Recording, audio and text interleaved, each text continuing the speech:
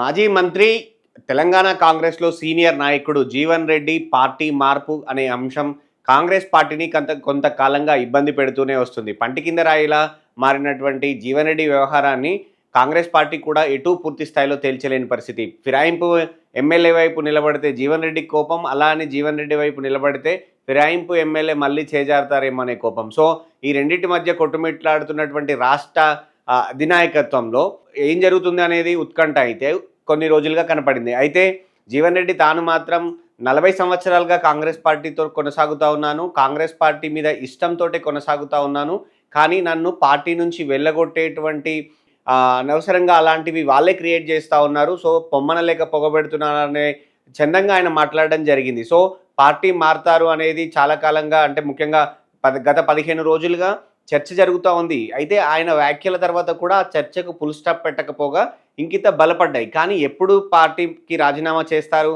లేదా అసలు చేసే ఉద్దేశం ఉందా? లేదంటే కాంగ్రెస్ అధినాయకత్వం ఏమైనా మాట్లాడిందా? ఇలాంటి కొంత క్లారిటీ మిస్ అయితూ వచ్చింది. కానీ తాజాగా మనకందుతున్నటువంటి సమాచారం ప్రకారం ఈ నెల 25వ తేదీన జీవన్ రెడ్డి కాంగ్రెస్ పార్టీకి రాజీనామా చేసే అంశాన్ని ప్రకటించబోతున్నారు అనేది ఆయన వర్గం నుంచి వస్తున్నటువంటి ఆ నేతల నుంచి వస్తున్నటువంటి సమాచారం. ఆయన రాజీనామాకు ముందు తన వర్గంగా ఉన్నటువంటి వాళ్ళు కావచ్చు, జగిత్యాల కావచ్చు, కరీంనగర్ జిల్లాలో కావచ్చు, ఉమ్మడి కరీంనగర్ జిల్లా వ్యాప్తంగా తనకు గతంలో తనతో సఖ్యతతో ఉన్నటువంటి నేతలు అందరితో కూడా మాట్లాడుతున్నట్టుగా తెలుస్తోంది. ద్వితీయ శ్రేణి క్యాడర్ని కూడా తీసుకొని పోవాలి.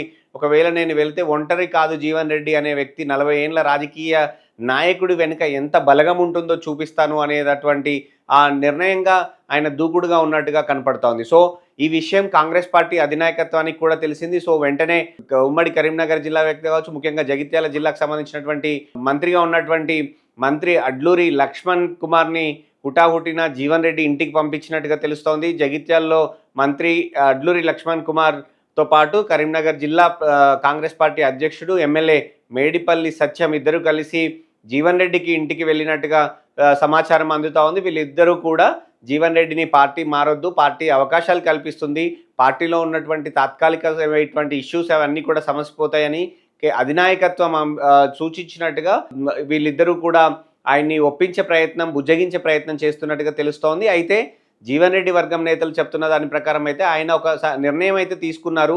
ఆ నిర్ణయానికి అనుగుణంగా అయితే ప్రకటన అయితే ఉండే అవకాశాలే ఉంటున్నాయి. ఎందుకంటే గతంలో ఇదే అడ్లూరి లక్ష్మణ్ కుమార్ మంత్రి అయిన తర్వాత కూడా ఇదే ఎమ్మెల్యే సత్యం కూడా వచ్చి మాట్లాడారు. కానీ అవేవి కూడా ఆ రోజు వాళ్ళు ఇచ్చినటువంటి హామీలు నెరవేరలేదు. పైగా తన వైపు కనీసం మర్యాదగా కూడా ఉండట్లేదు. సో, ఆత్మగౌరవం లేని చోట నేను ఉండలేను అని చెప్పి జీవన్ రెడ్డి చెప్పినట్టుగా తెలుస్తోంది. సో, మొత్తంగా అయితే ఆయన 25వ తేదీన రాజీనామా చేస్తారు అనేదైతే మనకందుతున్నటువంటి సమాచారం. మరోవైపు రాజీనామా చేస్తే జీవన్ రెడ్డి ఏ పార్టీలోకి వెళ్తారు అనేది చర్చ సాగుతోంది. అయితే జీవన్ రెడ్డితో ఇప్పటికే బీఆర్ఎస్ పార్టీ సీనియర్ నేతలు కూడా టచ్‌లో ఉన్నారు. కేసీఆర్‌తో మాట్లాడిస్తాము అనే దాంతో పాటు భవిష్యత్తులో రాజకీయంగా ఎలాంటి అవకాశాలు కల్పిస్తామనేది కూడా జీవన్ రెడ్డికి ఒక క్లారిటీ ఇచ్చినట్టుగా తెలుస్తోంది. ముఖ్యంగా జీవన్ రెడ్డి అంటే ఆయన 40 ఏళ్ల రాజకీయం కావచ్చు, మాజీ మంత్రిగా, ఎంపీగా పోటీ చేశారు. చాలా పదవులు అనుభవించిన ఎమ్మెల్సీగా కూడా పనిచేసిన అనుభవం ఉంది కాబట్టి గతంలో కేశవరావు బీఆర్ఎస్ పార్టీలో ఉన్నప్పుడు ఏదైతే సెక్రటరీ జనరల్ పదవి ఇచ్చి రాజ్యసభ ఇచ్చారో ఇప్పుడు కూడా ఇక్కడ ప్రస్తుతానికైతే సెక్రటరీ జనరల్ పదవి ఇస్తాము. భవిష్యత్తులో జగిత్యాల జిల్లా నుంచి మీకు కానీ లేదు అంటే మీరు సూచించిన మీ కుటుంబ సభ్యుల నుంచి ఎవరికైనా పార్టీ టికెట్ కూడా ఇస్తాము, అసెంబ్లీ టికెట్ అని ఆఫర్ చేసినట్టుగా తెలుస్తోంది.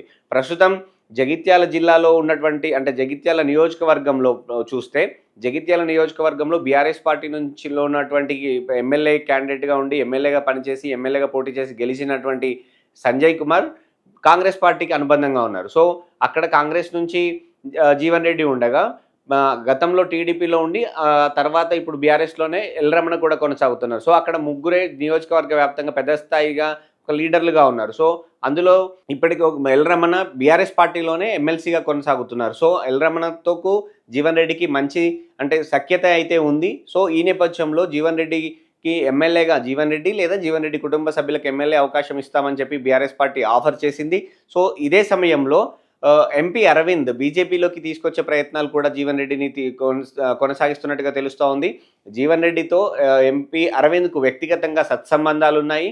ఎందుకంటే డి శ్రీనివాస్ కాంగ్రెస్ పార్టీలో ఉన్నప్పుడు అక్కడ ఆయన నిజామాబాద్ నుంచి ఇక్కడ జీవన్ రెడ్డి కరీంనగర్ నుంచి పెద్ద లీడర్లుగా ఉండేవాళ్ళు. ఆ తర్వాత మారిన పరిస్థితుల నేపథ్యంలో కూడా నిజామాబాద్ ఎంపీగా ఉన్నప్పటికీ అరవింద్ ఆ జగిత్యాల నియోజకవర్గం కూడా నిజామాబాద్ ఎంపీ పరిధిలోకి వెళ్తుంది. కరీంనగర్లోకి రాకుండా నిజామాబాద్ ఎంపీ పరిధిలో ఉంటుంది జగిత్యాల నియోజకవర్గం కాబట్టి. సో అక్కడ కూడా అంటే జీవన్ రెడ్డి వస్తే బీజేపీకి ప్లస్ అవుతుంది అని తనతో ఉన్నటువంటి వ్యక్తిగతంగా ఉన్నటువంటి సఖ్యత నేపథ్యంలో జీవన్ రెడ్డిని బీజేపీలోకి తీసుకునేందుకు అరవింద్ ఢిల్లీ స్థాయిలో ప్రయత్నం చేస్తున్నట్టుగా తెలుస్తోంది. ఆయనకు హామీ ఇచ్చే ప్రయత్నం చేస్తున్నట్టుగా తెలుస్తోంది. సో ఓవరాల్‌గా చూస్తే ఇద్దరు 2 పార్టీలు బీజేపీ కావచ్చు, బీఆర్ఎస్ పార్టీ కావచ్చు జీవన్ రెడ్డితో టచ్‌లో ఉన్నాయి. ఆయన 25వ తేదీ రోజు రాజీనామా ప్రకటన చేయాలన్నటువంటి ముహూర్తం ఖరారు చేసుకుంటున్నారని తెలిసిన తర్వాతే కాంగ్రెస్ పార్టీ అధిష్టానం కూడా బుజ్జగింపులు ప్రయత్నం అయితే మొదలుపెట్టిందని చూడొచ్చు. కానీ అవి సఫలీకృతమయ్యే అవకాశాలు మాత్రం అత్యంత తక్కువగా ఉన్నాయని అయితే చెప్పుకోవచ్చు.